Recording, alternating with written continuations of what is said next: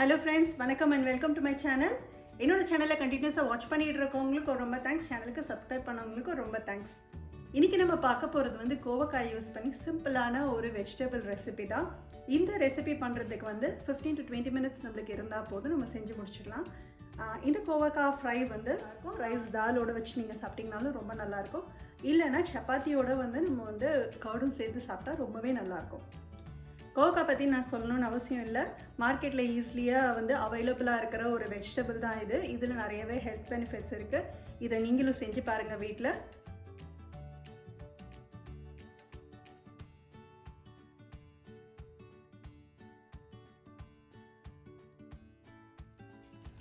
½ kg கம்மியாக கோவக்காய் எடுத்திருக்கேன்.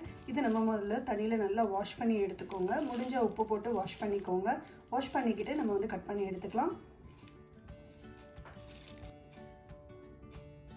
வாஷ் பண்ணியாச்சு. வாஷ் பண்ண கோவக்காவை நம்ம கட் பண்ணிக்கலாம்.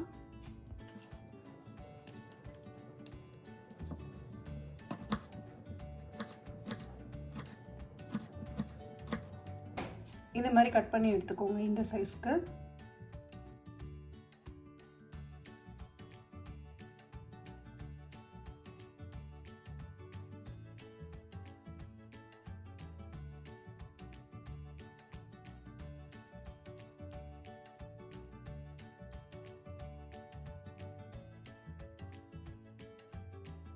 ஒரு காம்பு கருவேப்பிலையில் எடுத்துக்கோங்க.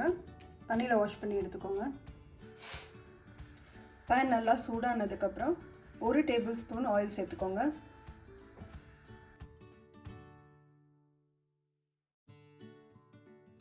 நான் இன்றைக்கி ரைஸ் பிரான் ஆயில் சேர்த்துருக்கேன். நீங்கள் வெஜிடபிள் ஆயில் கூட நீங்கள் சேர்த்துக்கலாம், இல்லைன்னா சன்ஃப்ளவர் ஆயிலும் சேர்த்துக்கலாம். ஆயில் நல்லா சூடானதுக்கப்புறம் ½ டீஸ்பூன் கடுகு, அது கூடவே ½ டீஸ்பூன் உளுந்தம்பருப்பு சேர்த்துக்கோங்க.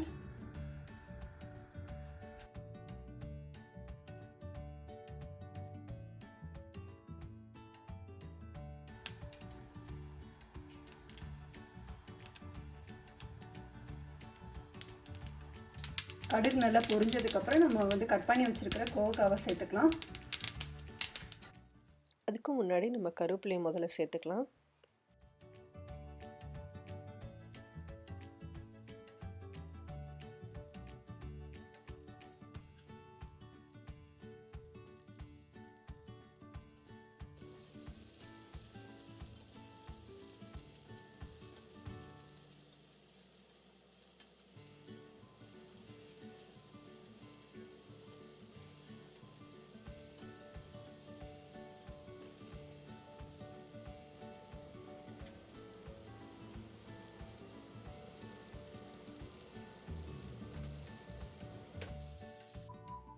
நம்ம இப்போ 1/4 டீஸ்பூன் வந்து மஞ்சள்தூள் சேர்த்துக்க போகிறோம்.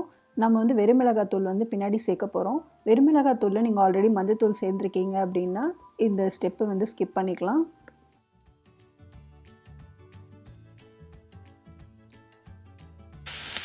இதை வந்து 5 மினிட்ஸ்க்கு நம்ம வந்து லோ ஃப்ளேமில் மூடி வச்சு வேக விட்டுடலாம். தண்ணி எதுவுமே சேர்க்க தேவையில்லை.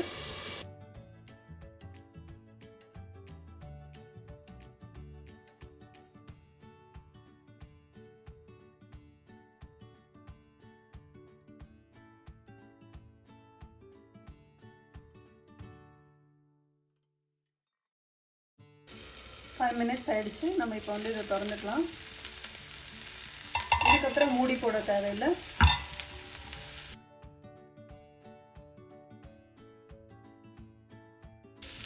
இது கூட இப்போ 1/2 டீஸ்பூன் வந்து சீரக போட்டு சேர்த்துக்கோங்க.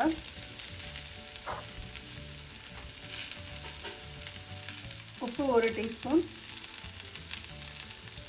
3/4 டீஸ்பூன்லேருந்து 1 டீஸ்பூன் வரைக்கும் நீங்கள் சேர்க்கலாம். உப்பு உங்கள் தேவைக்கு ஏற்ற மாதிரி சேர்த்துக்கோங்க. வெறுமிளகாத்தூள் 1 டீஸ்பூன். உங்கள் காரத்துக்கு ஏற்ற மாதிரி நீங்கள் இன்னும் கூட வந்து 1 டீஸ்பூன் சேர்த்துக்கலாம் வேணும்னா. எல்லாத்தையும் ஒரு தடவை நல்லா மிக்ஸ் பண்ணி விட்டுக்கோங்க.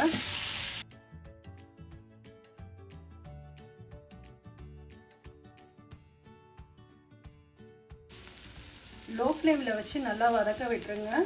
நல்லா வதங்கணும். நல்லா வந்து இந்த மேலே இருக்கிற இந்த தண்ணி எல்லாம் ட்ரை ஆகி நல்லா ட்ரை ஆகணும். அது வரைக்கும் நல்லா வதங்கணும்.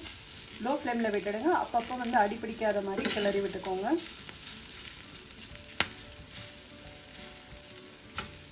மூடி போடாதீங்க. நான் இந்த அளவுக்கு வதங்கினதுக்கப்புறம் அடுப்புலேருந்து ரிமூவ் பண்ணிக்கிறேன். உங்களுக்கு இன்னும் கொஞ்சம் நேரம் வதக்கணுனாலும் நீங்கள் வதக்கிக்கலாம். நல்லா வதங்க இன்னும் நல்லா டேஸ்ட்டாகவே இருக்கும். சப்பாத்திக்கு சாப்பிடணும்னு நினைக்கிறீங்கன்னா நான் இப்போ ஃப்ரை பண்ணி முடிச்சிருக்கேன் இல்லையா, இந்த ஸ்டேஜ்லேருந்து எக்ஸ்ட்ரா ஒரு 5 மினிட்ஸ் லோ ஃப்ளேம்லேயே வச்சு பண்ணுங்கள். நல்லா க்ரன்ச்சியாக மாறும். அந்த மாதிரி நம்ம சப்பாத்திக்கு சர்வ் பண்ணும்போது ரொம்பவே டேஸ்ட்டாக இருக்கும்.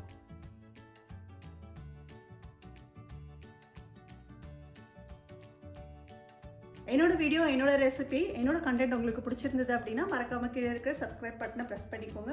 அப்போ நான் போட்ட வீடியோஸ் உங்களுக்கு நோட்டிஃபிகேஷனாக வரும். இந்த ரெசிபி நீங்களும் வீட்டில் ட்ரை பண்ணி பாருங்கள். உங்களுக்கு கண்டிப்பாக பிடிக்கும்னு நினைக்கிறேன். இன்னொரு வீடியோவில் இன்னொரு இன்ட்ரெஸ்டிங்கான ரெசிபியோட பார்க்கலாம். அது வரைக்கும் தேங்க்ஸ் ஃபார் வாட்சிங் அண்ட் பை.